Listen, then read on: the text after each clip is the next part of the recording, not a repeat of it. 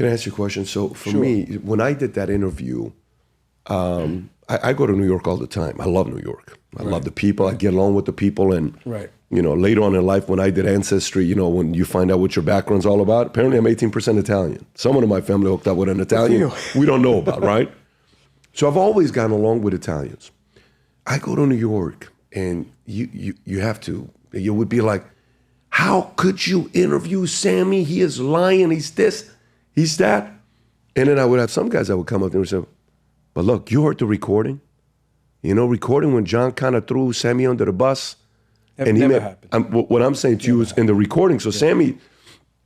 John should have killed Sammy, quite frankly. Well, that's what Sammy said he thought he was going to kill him. He should have killed him earlier. He should have killed him. Listen, Sammy was a guy that was green eyes. He was a monster, okay? This is a guy, and he talks about, this is an amazing thing, because when they go in front of the judge, when they're going to get their sentence reduced, all of these cooperators, what they do is they cry and say, I only pulled the trigger one time, including Sammy. He said he only pulled the trigger one time. But now he boasts, 19 kills, I killed 19 people. No, he conspired. He schemed and killed 19 people. Let's get that straight. And including 2 innocent people. Nobody wants to talk about the 2 innocent people. Why?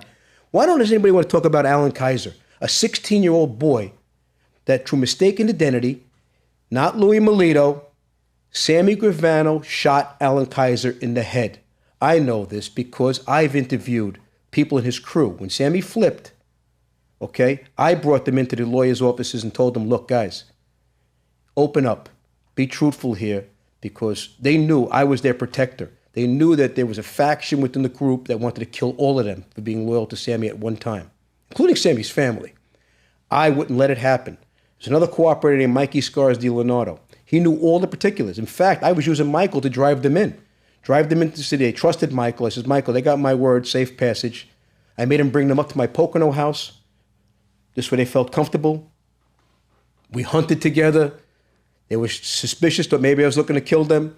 We met, we spoke. I said, look, nobody's going to harm you guys. Nobody's going to harm you. This is Mikey Scars or no? This is Mikey Scars was close to me, and Michael bringing them in, and I have assured all of Sammy's crew, nobody's going to harm you guys, okay? But I'm keeping you guys, I'm helping you. I'm here, I'm in your corner. John, unless John, that order comes from John, and it never will come from John, you guys are safe. But you have to cooperate here with us. You have to go in and talk to the lawyers. You have to tell us everything about Sammy Gravano. John Gotti met Sammy Gravano for the first time in 1977 when he came out of prison. He met him for the first time. And he only met him through a couple of nightclubs coming and going, okay? He didn't really know Sammy well enough. He began to know him later on in life, so we need to get all these facts put together. So I established what I call the Eddie Garofalo file, okay, which was his brother-in-law. Eddie Garofalo was his brother-in-law, his older brother-in-law. And he opened up.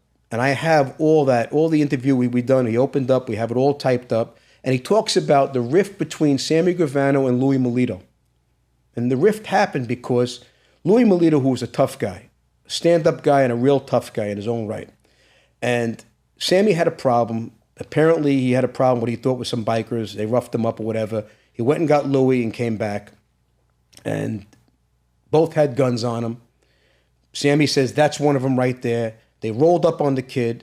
Sammy rolled down the window and shot the kid in the head. He always said that Louis Melito did it.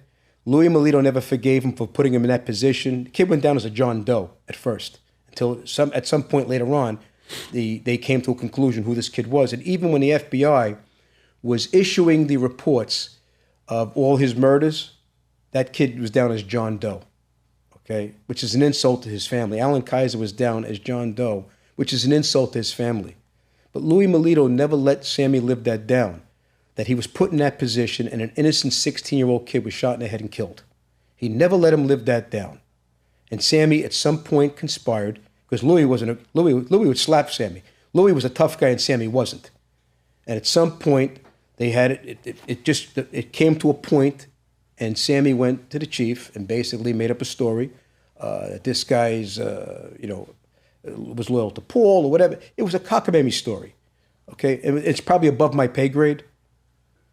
But ultimately, in the end, he conspired and got Louis Melito killed, okay? This is what he does. But you take that, for example, and you take his brother-in-law, ex-brother-in-law, Nick Scabetta. He talks about how Paul authorized him to kill Nick Scabetta. If Paul knew who Nick Scabetta was, excuse my crassness, am I allowed to curse? Sure. Whatever's not nailed down in this room, you could shove up my ass. How's that sound? If Paul had any idea who a guy named Nick Scabetta was. He was a civilian. From what Mikey Scars told me, he told me they went to school together. He said he was a happy-go-lucky kid, riding his bicycle in the area. Yeah, he had some problems like everybody else, like a lot of other people did at that time. But he didn't warrant to be killed. He got killed because he knew some deep, dark secrets maybe about Gravano. But that certainly was not a warranted mob killing. Those were two killings there that you could take them immediately off that list. Those were civilians.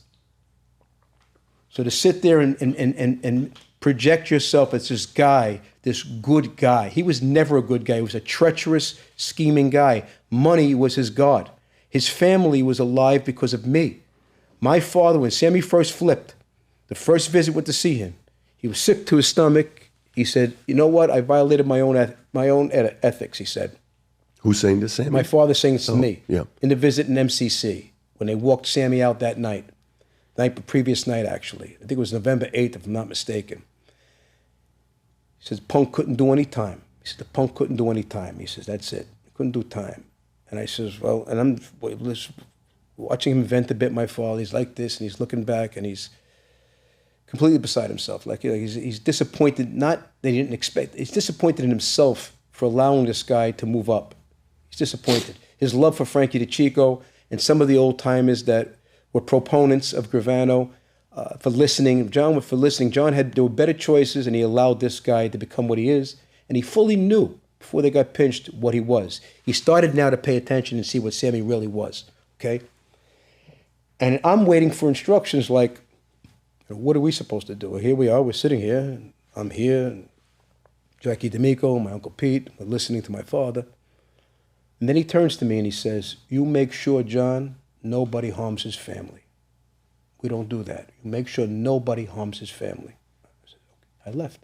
Gathered everybody up and went to everybody, went to all the social clubs, spoke to everybody, and I said, make sure. And I got a lot of pushback. There was a group of individuals that wanted to take his house down. They wanted to take his house down with his family in it. And they wanted it, and they couldn't have his crew, they wanted them. And I told them it's not going to happen. It's not going to happen. This is not Italy. Okay, this is America. John Gotti is not those men. It's not going to happen, and that's that. And we did not let it happen. Did he care? Did he care? He went into the program. Now, remember now, he went into the program and did this when the mob wasn't squeamish on hurting people. Maybe they are now. But they had a penchant for hurting people back then. A lot of people.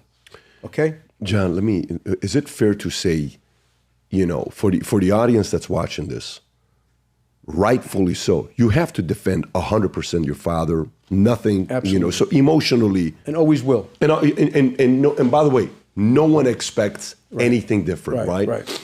Now, you know, for the viewer who is not emotionally connected, like I remember when I interviewed Sammy, your sister came after me. I don't know if you remember you know. I've never watched the interview. Okay, well, I'll tell you. I'm not computer literate. I never watch any podcast. No, I don't do it. Well, I think that's good for you because it's more peaceful. I just don't do it. But I mean, I got tweets after tweets. You realize what, you know, all this stuff. And I'm like, okay, messages, phone calls, all this stuff. But for somebody that's not attached to it emotionally, did you ever listen to the recording? You know, the recording that they say where your father is... I have them. I have the original tapes.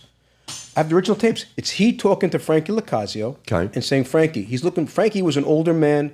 Frankie was one of the classiest operators in that world, was probably one of the youngest guys in history to get the job, to go into that world, to go into that life. I think it was about 23 when he got the job, Frankie.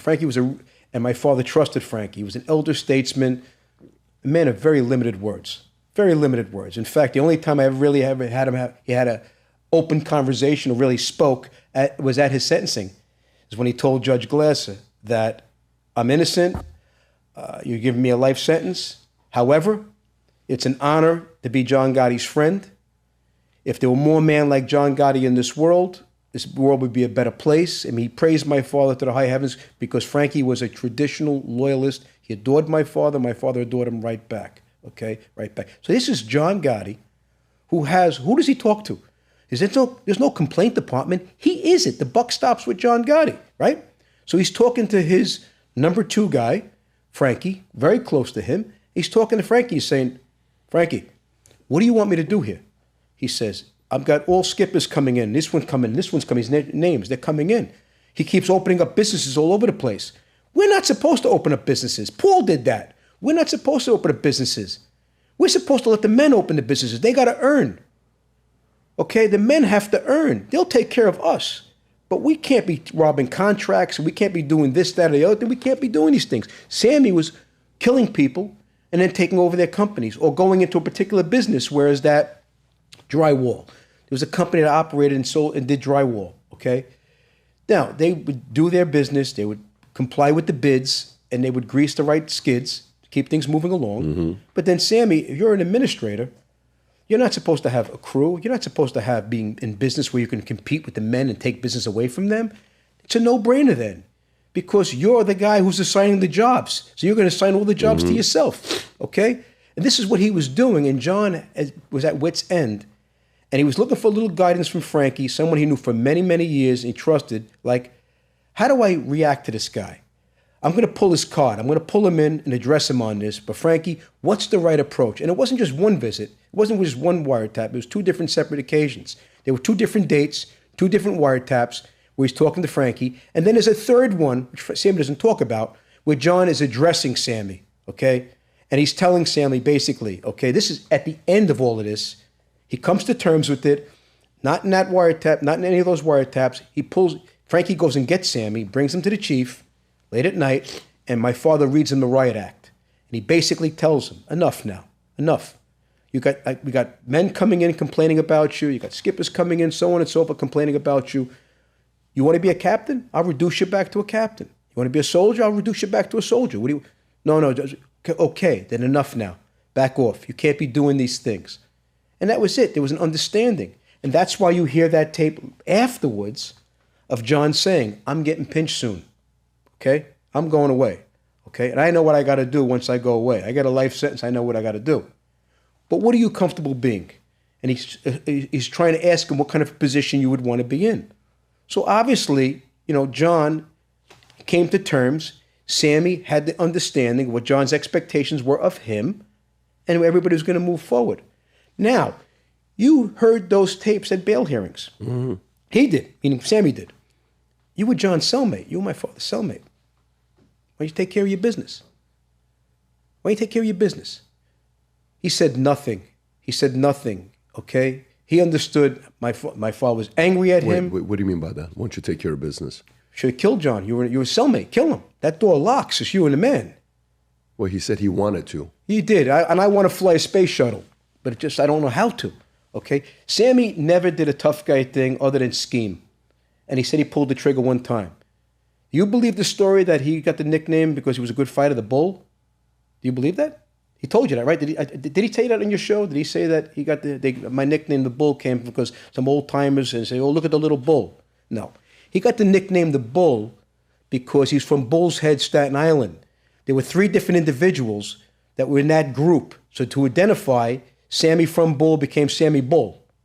That's what he became. Because back then, Sammy was, according to the psychological report, they have him here at 5'6", but I'm 5'9", I can eat an apple off of his head. So I know he's not 5'6", he's probably closer to 5'4", 5'5". And I remember him back then. He went to beautician school. He was a very thin guy.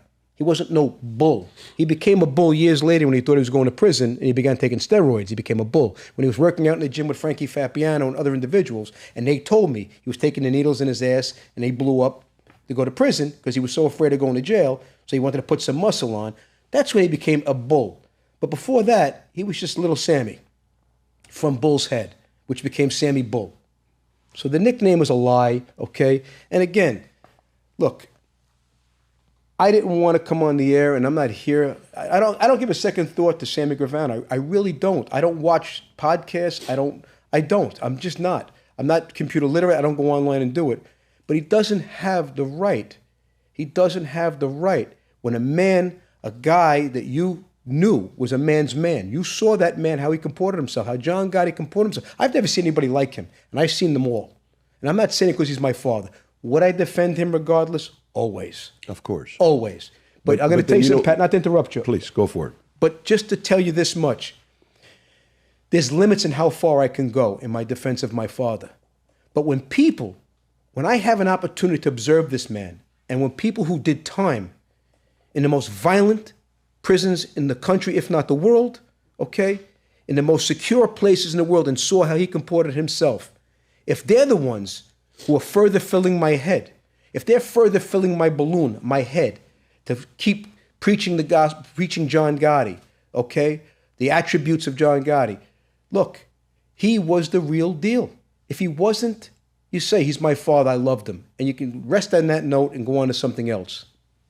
So you know what it does? Like in life, I get judged for who I befriend. Right. I get judged for who I marry. We get judged for choices we make, investments, right, all this other stuff. But then you also get judged for who you make your right-hand guy. Your dad made him the underboss. Made a mistake. So if he is who you say he is, Sam, yeah, that means your dad's a bad judge of character, because the underboss is like, I mean, it's who John, right, wasn't John that to, who was the underboss with Paul Castellano before, he was taken out at state? Remember, Pat, to answer that question, remember Frankie DeChico, right, was the guy. Frankie got blown up. Right. He got killed. Great man, a tough guy.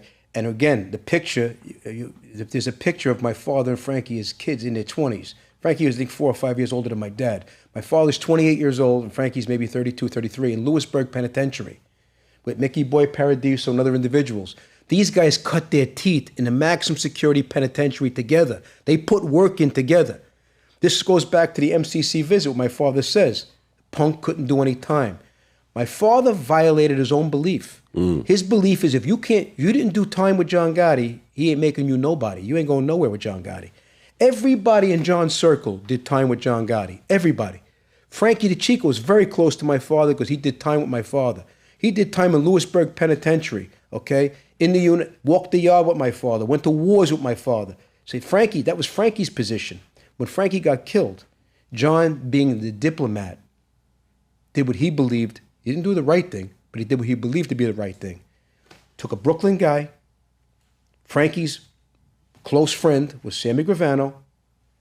He already took Frankie's old position, and now he moved him along and put him in that position in a somewhat quasi-acting position for Frankie. In Frankie's stead, Frankie being dead. He moved him along and cultivated him along. And you have to understand something, okay? The Sammy Gravano that you see today, and the Sammy Gravano that did time the way he did the time, was not the Sammy Gravano on the streets. Sammy's not a stupid guy. Sammy knows how to say the right things and do the right things. Sammy was an earner. Sammy went out. He knew how to turn the rocks over. He knew how to go find the money. He knew how to do things. He knew how to talk to people, okay? And he knew how to get things done. He was a schemer. He was a plotter. He was one of those guys. It takes a unique character to lure your best friend into a place and fully knowing, and you're having a cup of coffee and you can kill him right there on the spot. I'm not sure I'm qualified to do that. In fact, I believe I'm not, okay? So that just goes to tell you the depth of his character. So if he can do something like that, what else could he do? There's different people, you know. Well, I used to say this, not to interrupt you, please. I used to say this. I brought home a lot of good men from prison with me and helped get them jobs. As long as they're civilians, we're friends, okay? I walked away from my former life, my former existence, and I tell them the same thing. If you're going to revert back and go back to the former gang, your crew, whatever have you, please, just leave me out of this. I've been through enough. I've been through enough. My family's been through enough. But if you're going to do the right thing, okay, you're going to be a true blue brother in every sense of the word. Take care of your family. We'll be there for each other. But that's as far as it goes. I got your back. There's no problems at all. But I know these people, and I brought them over, and I bring these people to meet my family. I bring these people to my son's fights. I brought 500 people to my son's fight in Florida when he fought Floyd Mayweather. 60 were convicts. 60 of them were convicts at the time, either my father or I. 3 of them were married with my dad. And you want to know what? You can't hide in prison. If you want to see someone's flaws, if you want to see their character, you want to see if they're real men or not, you can't hide in prison because I'm with you 24/7. I can see everything about you. I could tell you when you brush your teeth. I could tell you when you wash your ass. You can't hide in prison. In the streets, you could hide. You could hide. You see me 4 times a week for 2 hours each time or an hour, and you say the right things. You comport yourself. You open the umbrella when you have to open the umbrella. You open the door when you have to open the door. You walk like a gentleman. You talk like a gentleman. You know exactly when you should speak. Okay? When the boss isn't present, when the boss walks in the room, when the chief walks in the room, in his presence, you know when you're supposed to speak and when you're not supposed to speak. Sammy knew those things. You see him in the pictures holding the umbrella for my father. You see him. You see him opening the door. You see him. You see him pushing John Miller and the reporters back out of the way when John is walking down the street. You see him. He did his job. Did a pretty good job. Okay? But again, it goes back to come full circle what John said. You can't put a guy in that position unless you know if he's capable of doing time. My father used to say this, and he said this in Marion, Illinois, and he was a hypocrite in this respect. He said, John, looking back, to be a street guy and to live this life the right way, you should never get married, you should never have kids, never get married, never have kids, you have to devote yourself to this, and every guy would have to qualify, should do 1 year in Marion, Illinois, in a lockdown, maximum level 6 prison. This is the worst of the worst. Show me you could do this, you could do anything. Okay? Now I know you ain't going to flip, you ain't going to turn on your brotherhood, you ain't going to turn, you're going to be a man because your honor is going to keep you intact. Sammy wasn't capable of doing any of that. He fell apart the moment he went to jail. I mean, we've interviewed a guy who was the leader of the Ghost Shadows, a kid named Brian. The Ghost Shadows was a Chinatown gang, and he ended up somehow locked with Sammy. And he was sending messages and kites back to us. This guy's not comporting himself right. He's not doing time right. And my father began to have reservations about the choice that he made. And then shortly thereafter, several months later, sure enough, in the middle of the night, they walked him out, and we found out the next day. And my father was dead. That was him sitting there in the visiting room and questioning what he did. He didn't put the blame on anybody else. He put the blame on himself. Because he made up until that point, he made all the right calls. I believe he did. I mean, as now an outsider looking in, I believe John made the right calls. I did. I think he put the right people in place. He had tremendous amount of loyalty. Take into consideration the impact of Sammy Gravano flipping. Okay, he's the guy who is supposedly the top, right? The boss is here. He knows all the secrets. Certainly was a greedy guy. He knew where all the money was. That's for damn sure. Okay. Now, as a result of Sammy flipping, minimum 57 guys get indicted. 57 guys, many of them high level, okay, due to his cooperation. He's a tremendous asset for the government, but he is a tsunami to the streets. There's an enormous panic going on now. People are running and hiding and whispering now, okay? And yet, we had that time, all those cases, that barrel of cases that came our way, there was one rat. Sammy Gravano. Wasn't anybody else. You know how many guys got life without parole? You know how many guys got 50-year bids? My Uncle Gene just came home to 29 straight years. Okay? You know how many guys are just coming home now? They're just now coming out old men. They're drifting out of prison.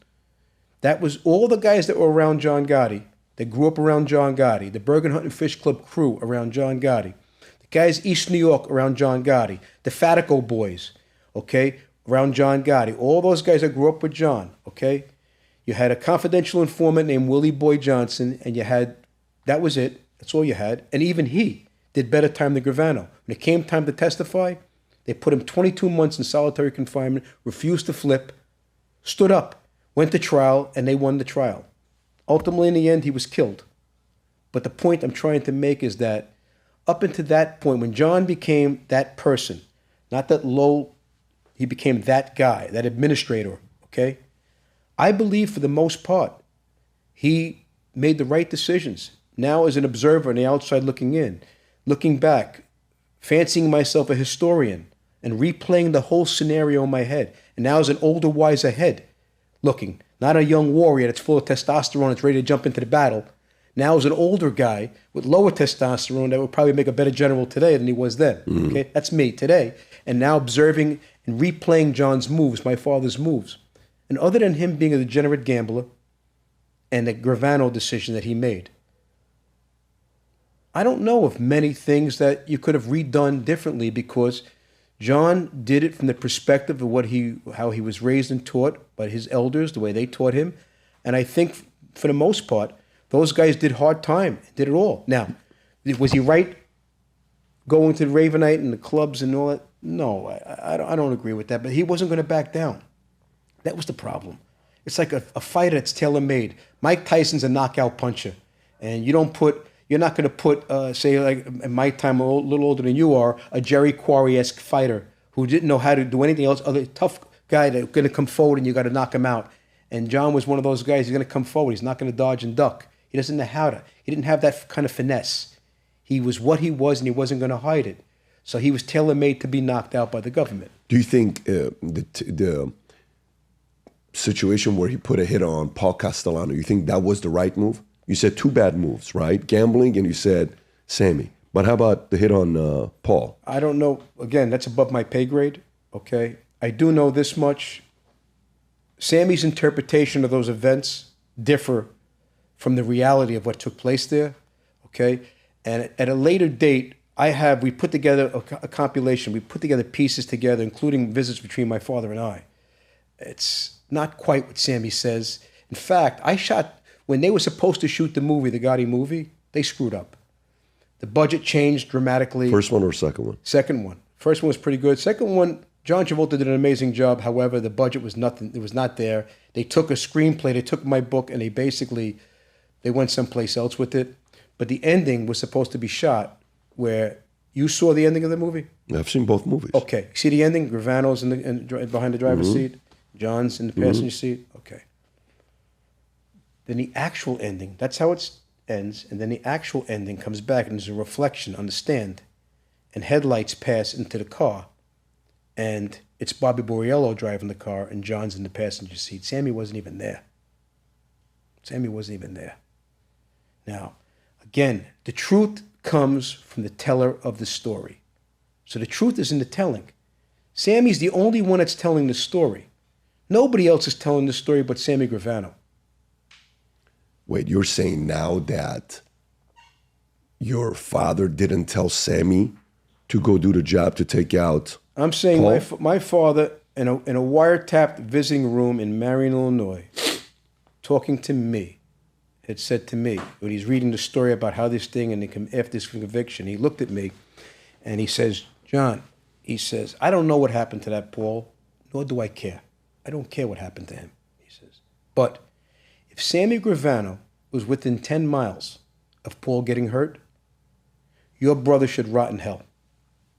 He would never say that because he adored my brother. So that was John Gotti's words. Again, this was above my pay grade. I was a kid then. This wasn't my game.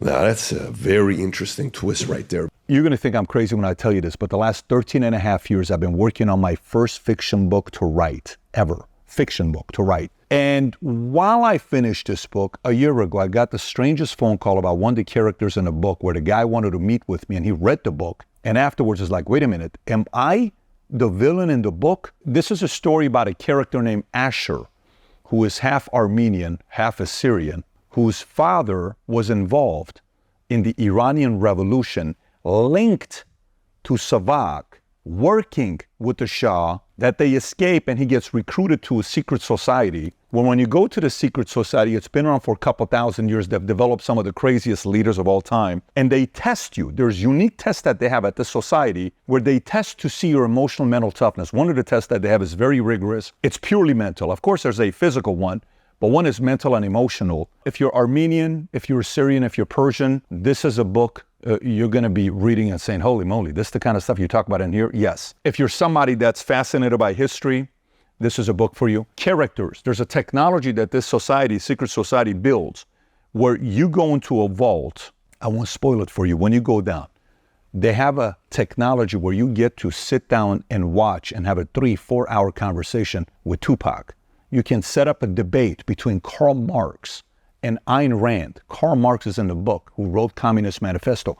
Ayn Rand, who wrote Atlas Shrugged, is in the book. Marilyn Monroe explains the concept of seduction and sex in the book. When you read the book, it's about development of the next leaders in the world and how they do it and how they've been doing it for many years. And it's also about how to prevent the end of civilization and how this organization goes about doing it. So, I've never written a parenting book before, but if I ever wrote a parenting book, this is the closest thing to it because it's all mindset, a lot of crazy stories. Again, 13 and a half years. Trust me, I told myself I will not publish this book until I sell my insurance company and I'm fully disconnected from it, where it's no longer my responsibility 100%. When you read this, if you're a creative person, if you like fiction books, if you enjoyed Atlas Shrugged, or if you enjoy Divergent, if you like books like that, I think you're gonna enjoy reading this book. It's the creative side.